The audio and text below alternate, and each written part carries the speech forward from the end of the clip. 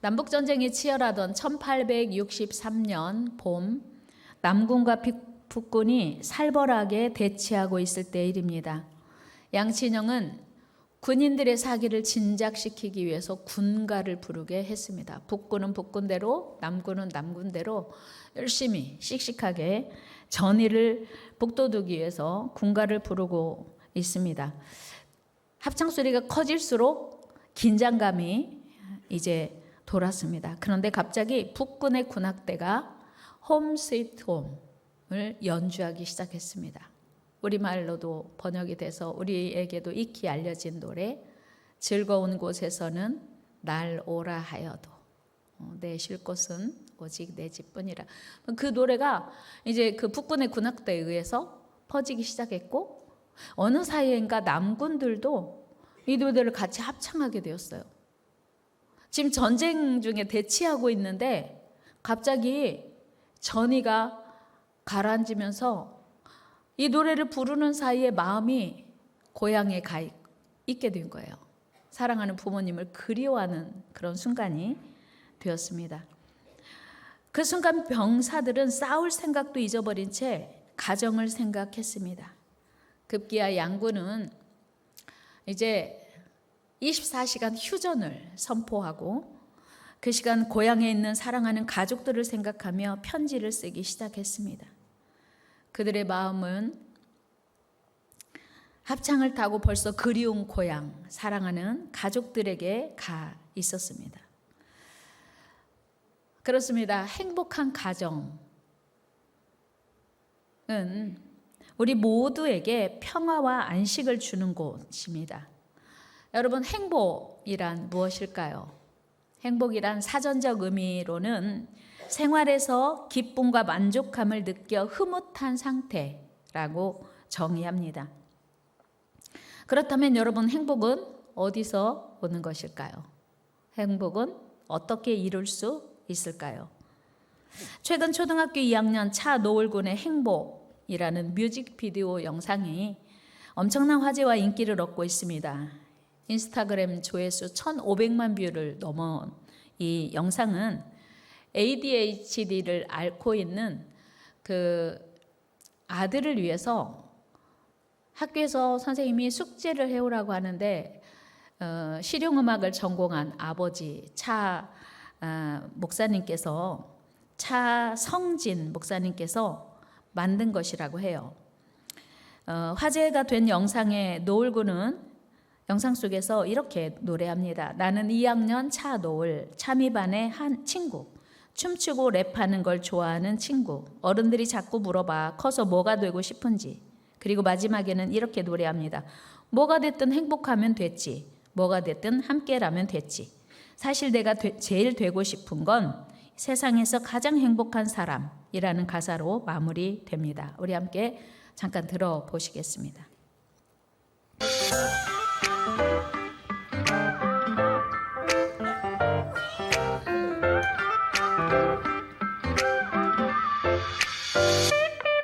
나는 2학년 차노을, 참이반의 친구, 춤추고 랩하는 걸 좋아하는 친구.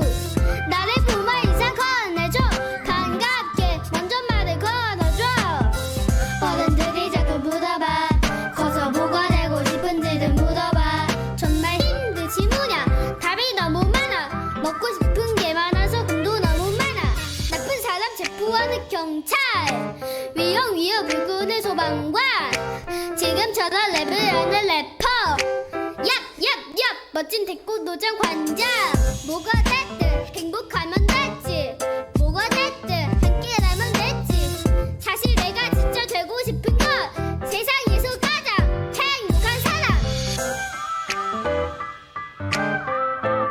거기까지 보겠습니다. 너무 귀엽죠? 그런데 이 짧은 영상, 그것도 초등학교 2학년이 자기 이야기를 하고 있는데 왜 그렇게 많은 사람들이 열광하고 있을까요? 그러니까 이 아이가 말하고 싶은 내용이 뭐냐면, 내가 뭐가 되든 뭐가 중요해? 내가 소방관이 됐든 경찰이 됐든 내가 래퍼가 됐든 요리사가 됐든 뭐가 중요해? 내가 행복하면 됐지, 함께하면 됐지, 이렇게 노래하고 있는 거예요.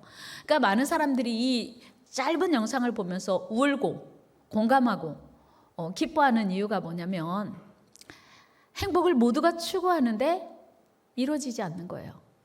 행복을 모두가 사모하는데 너무 어려운 거예요. 내 인생의 행복과 거리가 너무 멀다 이런 생각하기 때문에 눈물을 흘리면서 이 아이의 천진함, 더군다나 이 아이가 지금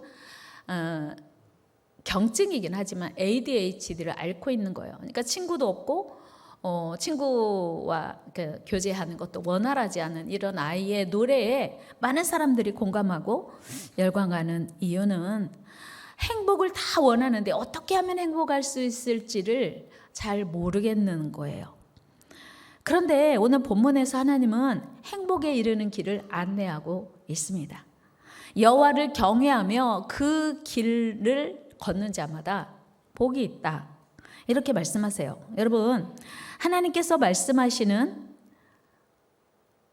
복에 이르는 길, 우리 모두가 원하는 그 길이 바로 여호와를 경외하는 것이라는 거예요. 경외한다는 뜻은 두려워하다, 사랑하다예요. 그러니까 친구처럼 쉽게 막대하는 게 아니고 두려운 분인데 사랑하는 거예요. 그러니까 내 맘대로 섬기는 게 아니라 그분이 원하시는 대로 사랑하는 겁니다.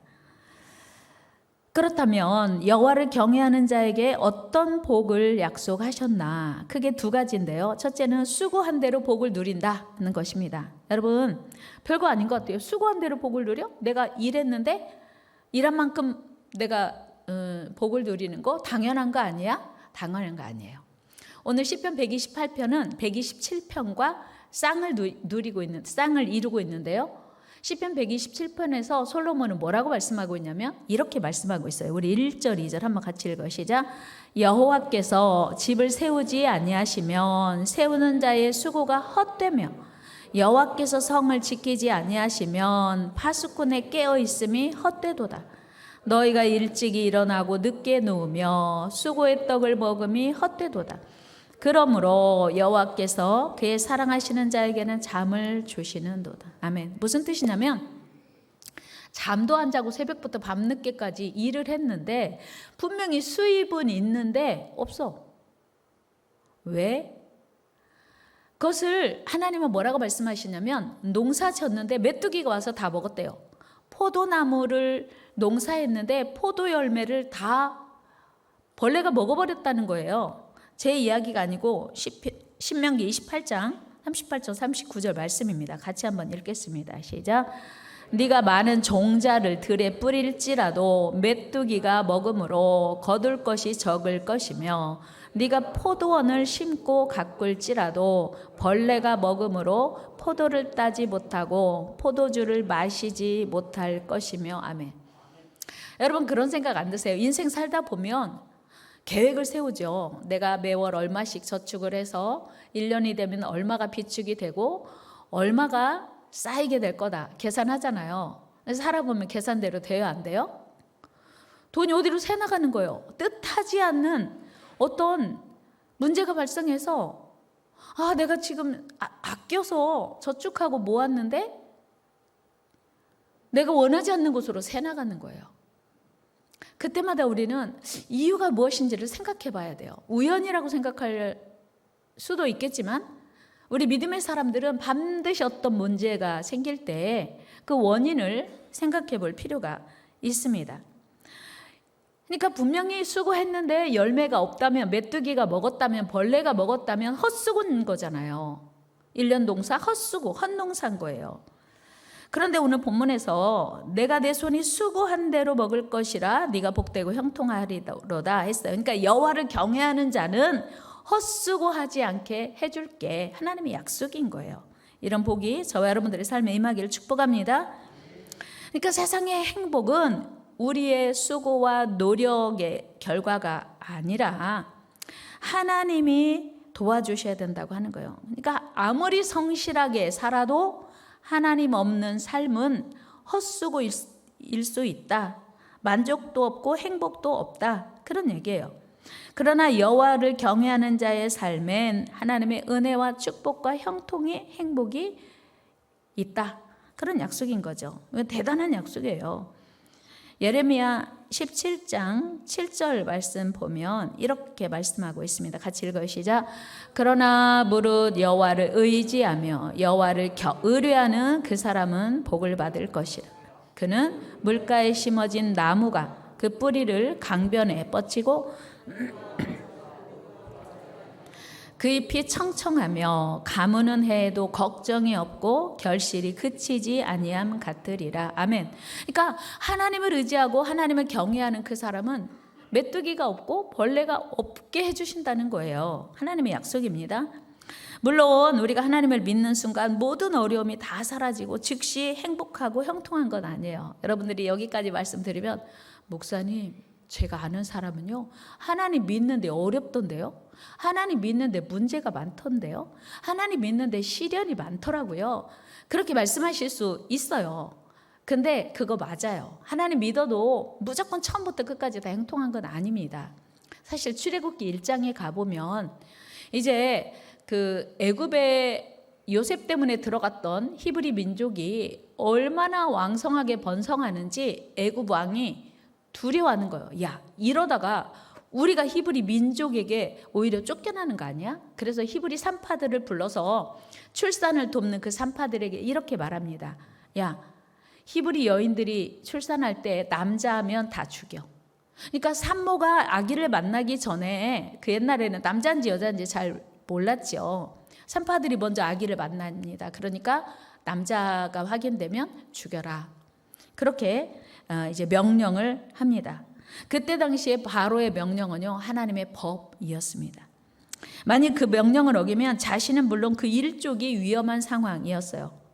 그런데 히브리 산파들은 바로의 명령보다 온 세상의 왕 대신 하나님의 명령에 더 두려워했습니다. 왜요? 그들은 하나님을 경외하는 자들이었기 때문이었어요. 우리 출애굽기 1장 21절 말씀 읽어요. 시작. 그 산파들은 하나님을 경외하였으므로. 아멘. 하나님을 경외하는 자의 삶이 이렇게 하나님을 두려워한다는 거예요. 사람의 말보다. 그들은 바로의 명을 어기고 하나님의 뜻을 따랐습니다. 이처럼 하나님을 경외하는 자들에게도 시련이 오고 고난이 올 수 있습니다. 그러나 그 위험 속에서, 시련 속에서 그들은 흔들리지 않고 하나님만을 경외했습니다. 그 후로 우리 하나님은 그들의 삶을 복되게 또 형통하게 해주셨습니다. 우리 21절 말씀 같이 한번 읽어요. 시작. 하나님이 그 집안을 흥왕하게 하신지라. 왜요? 이들이 하나님의 뜻을 따랐기 때문이었어요. 우리 17절 말씀도 한번 읽어볼까요? 한번 말씀 읽어요. 시작. 그러나 산파들이 하나님을 두려워하여 애굽 왕의 명령을 어기고 남자 아기들을 살린지라. 아멘. 바로 왕의 명령이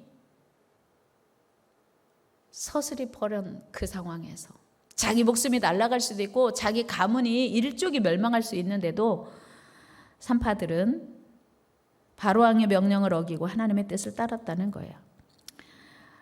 그랬더니 하나님께서 얼마나 많은 복을 주셨는지 히브리 산파들 가정뿐만 아니라 히브리 민족이, 백성이 복을 받았습니다. 우리 20절 말씀도 같이 읽어요. 시작. 하나님이 그 산파들에게 은혜를 베푸시니 그 백성은 번성하고 매우 강해지니라. 아멘. 보세요.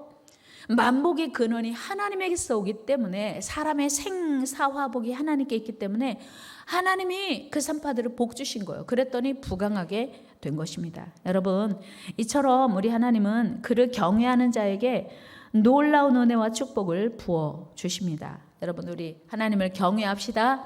하나님을 경외합시다. 두 번째 복은 뭐냐면 가정의 번성과 화목의 복을 주신다는 거예요. 오늘 본문 3절에 보면 이런 말씀이 있어요. 같이 읽어요. 내 집 안방에 있는 내 아내는 내 식탁에 둘러앉은 자식들은 어린 감람나무 같으리로다. 아멘. 여기서 결실한 포도나무라는 것은 자녀를 낳고 양육하는 아내의 모습을 의미하는 것이지요. 그런데 왜 하필 포도나무에 비유했을까? 여러분, 포도나무 머릿속에 한번 그려보시면 포도 열매는 사과나무, 배나무, 감나무처럼 혼자 우뚝 서서 열매 맺지 못합니다. 포도나무는 그 줄기를 누군가에게 의지해야 돼요. 그래서 포도밭에 가면 그 지지대를 엄청 많이 엮어서 포도나무 열매가 그 지지대를 의지하여 열매를 유지할 수 있도록 도와주는 거예요. 그러니까 아내가 포도나무 같다 이 말은 누군가의 지지, 누군가의 보호가 필요한데 그 포도나무처럼 연약한 아내를 남편이 보호해라 그런 얘기예요.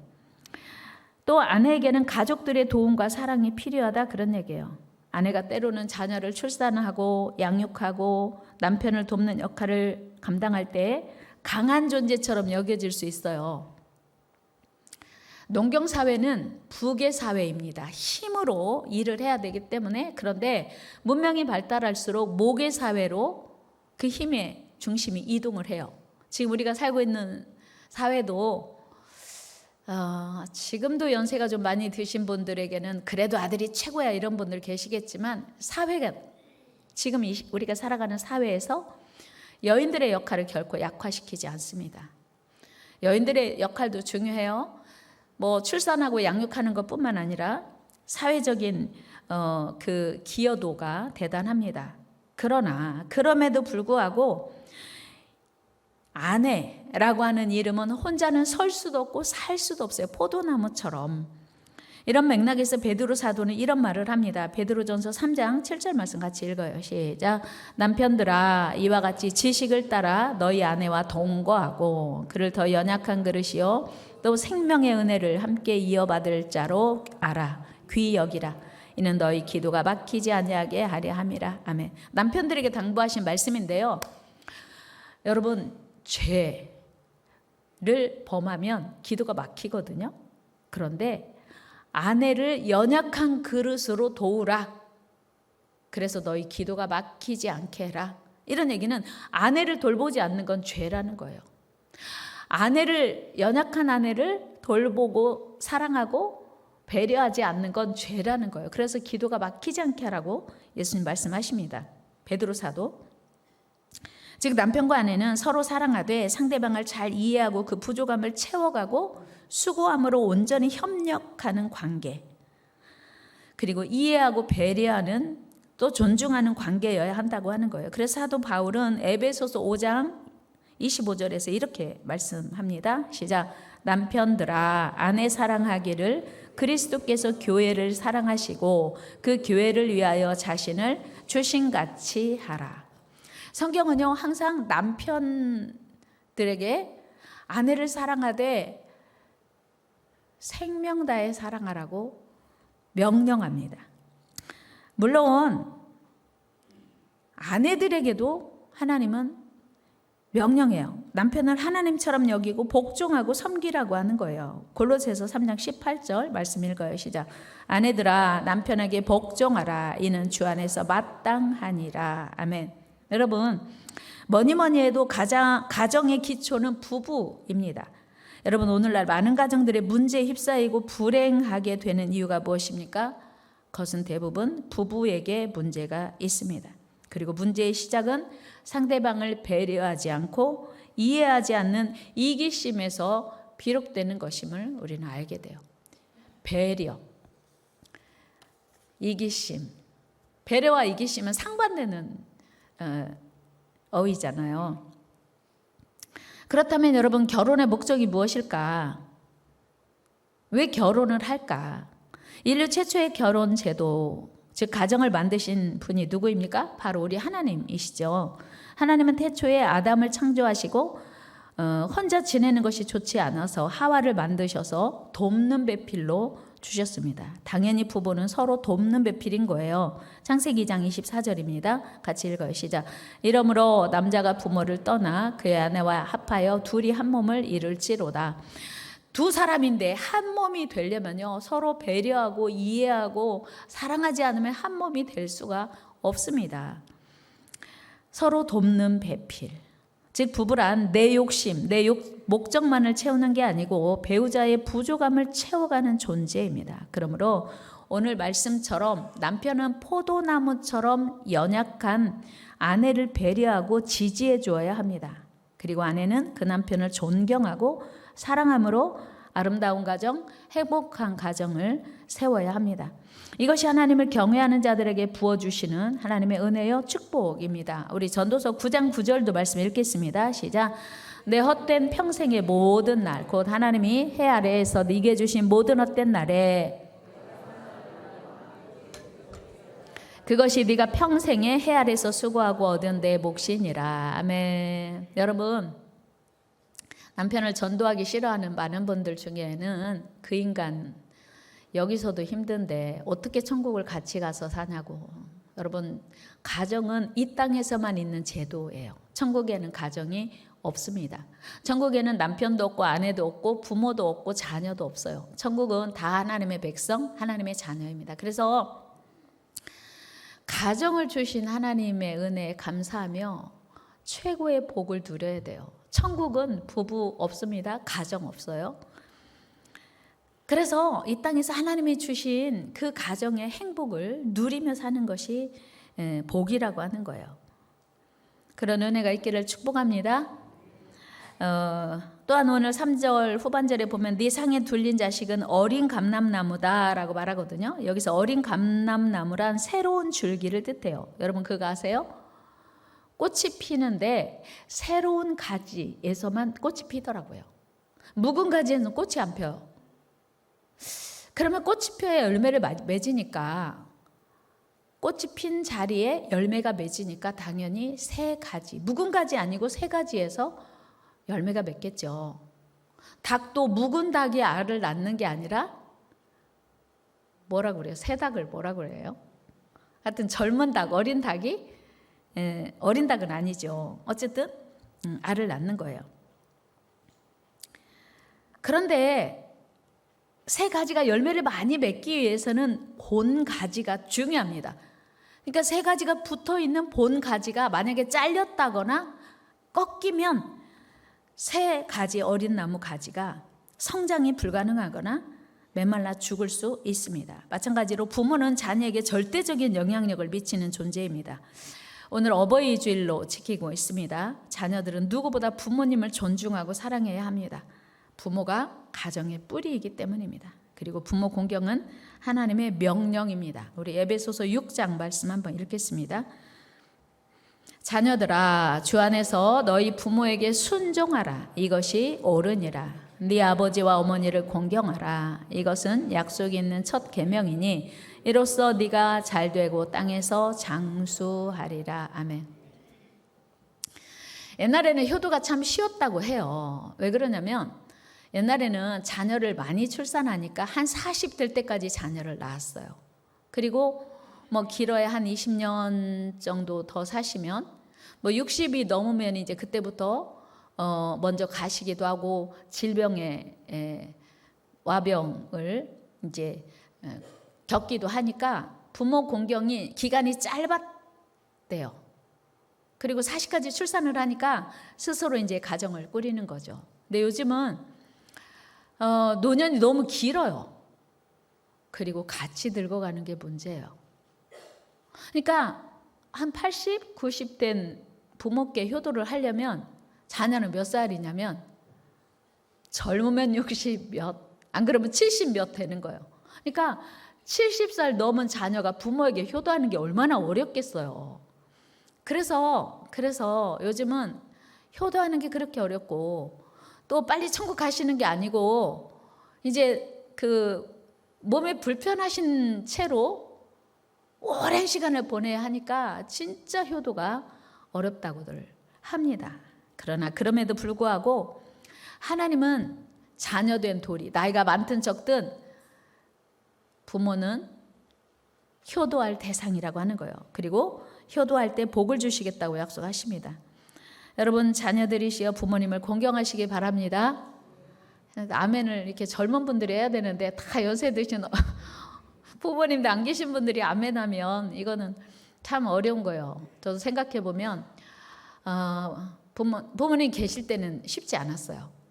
그리고 뭐 약간 치매도 있으시고 근데 그 시간이 길어져서 힘들 때도 있었는데 그 연로하신 부모님이 한번 가시면 다시는 만날 수도 없고 볼 수도 없고 통할 수도 없다고 하는 것 때문에 참 안타깝습니다. 그런 말 있잖아요. 있을 때 잘하라고. 그런데 계실 때는 힘들고 안 계시면 아쉽고, 이게 우리의 죄된 인간의 모습이 아닌가 싶습니다. 그런가 하면, 그러니까 하나님의 축복을 부모 공경에 묶어놨어요. 어려우니까. 그래서 땅에서 잘 되고 장수한다, 그렇게 하나님이 명령하셨는데, 약속하셨는데, 그렇다면 부모는 어떻게 살아도 자녀가 공경하면 되는가가 아닌 거예요. 부모의 사명도 대단히 중요합니다.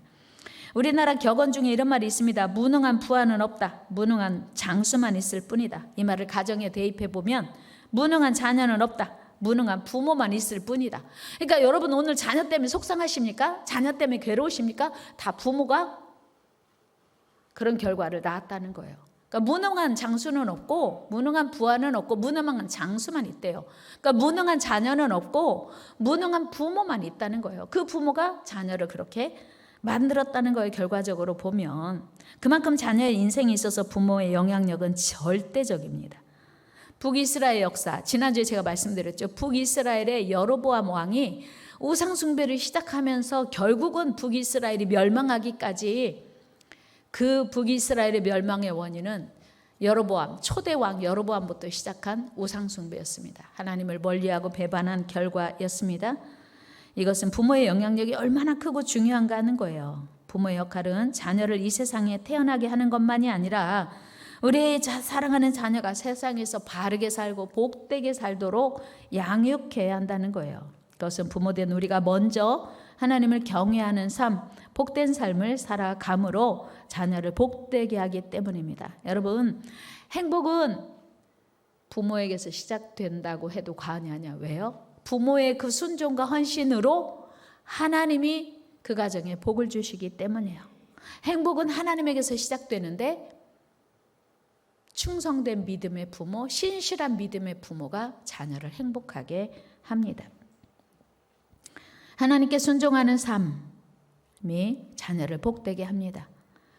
한번 해볼까요? 하나님께 순종하는 삶이 자녀를 복되게 합니다. 그렇습니다. 오늘 본문 5절 6절에 보면 여호와를 경외하는 자의 삶의 결론이 뭐냐면 평생의 예루살렘의 번영을 보며 자식의 자식을 본대요. 그러니까 하나님을 경외하는 자는 평생의 예루살렘의 복을 본대요. 예루살렘의 번영은 뭐냐면 예루살렘은 오늘날 이스라엘 나라에 있는 공간적인 위치를 의미하기도 하고 영적으로 신앙의 중심, 하나님을 사랑하는 그 상징이기도 해요. 시온이 어디냐면, 예루살렘이 어디냐면 아브라함이 이삭을 드렸던 모리아 제단, 그곳이 시온이에요. 다윗이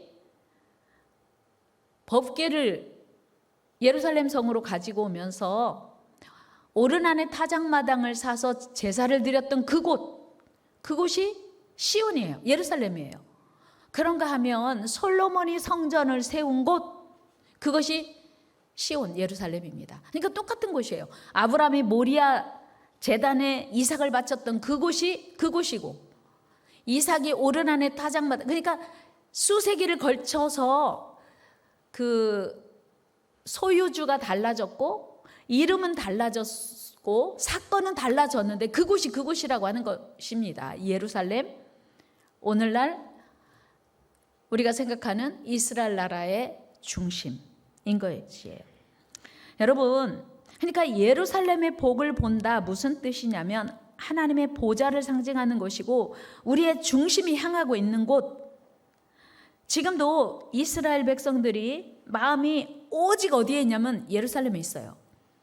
여러분, 이스라엘 나라가 수천 년 나라를 잃고 결코 소멸되지 않고 마침내 독립할 수 있었던 이유가 무엇이냐면 이스라엘 백성들은 하나님을 사랑했어요. 하나님을 경외했어요. 그래서 예루살렘을 사모했습니다.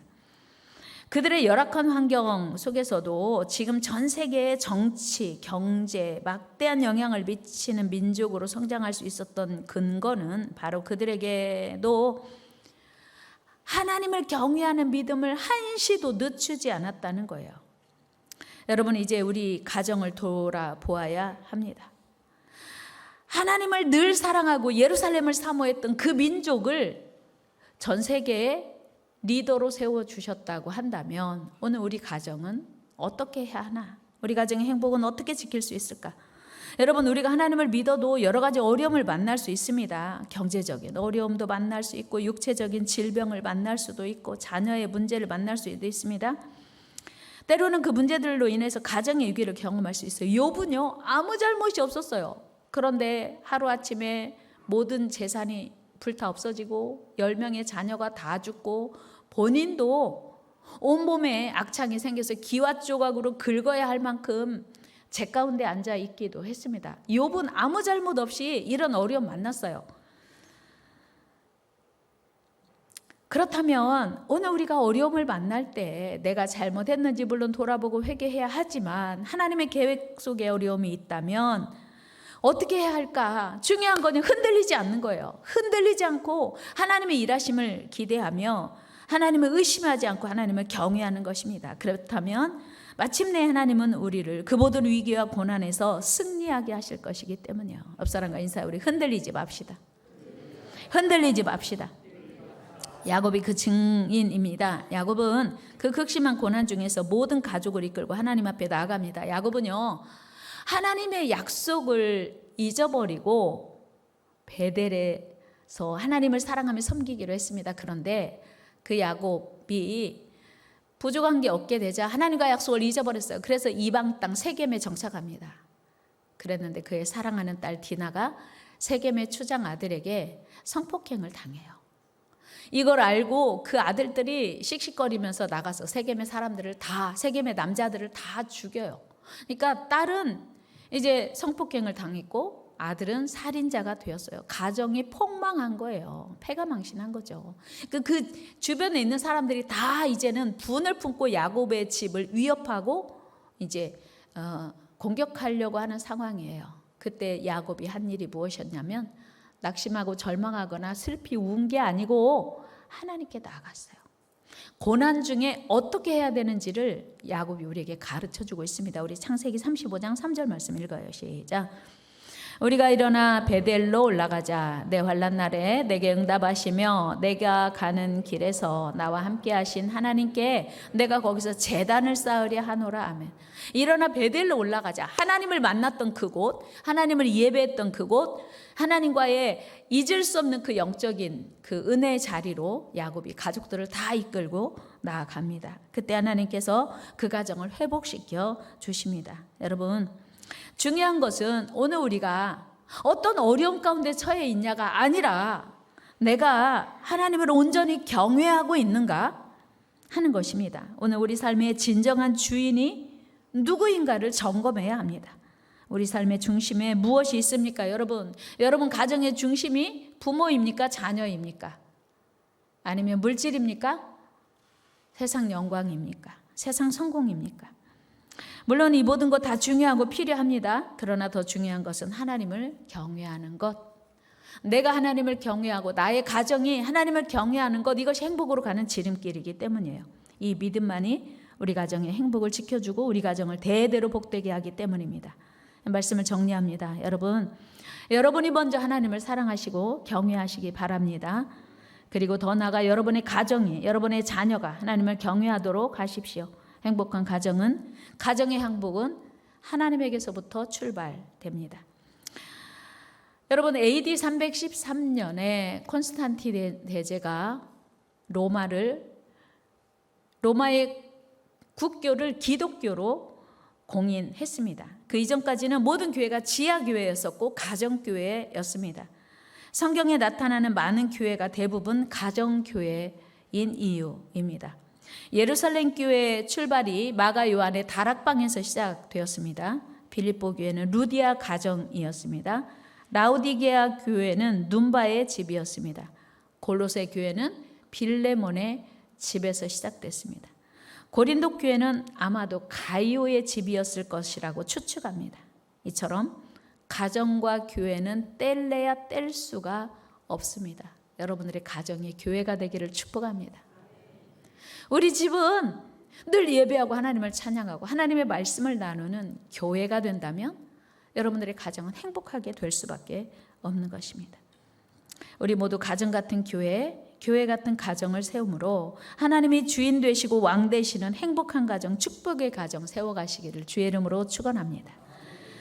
하나님 감사합니다. 행복한 가정 우리 모든 성도들에게 임하게 하여 주옵소서. 모두가 행복한 가정을 원하지만 하나님을 왕으로 보시고 하나님을 경외하는 삶을 외면하고 사는 저희들을 용서하시고 불쌍히 여겨 주옵소서. 이 5월에 행복한 가정을 이루는 복된 성도들 되게 하여 주옵소서. 예수님의 이름으로 기도드리옵나이다. 아멘.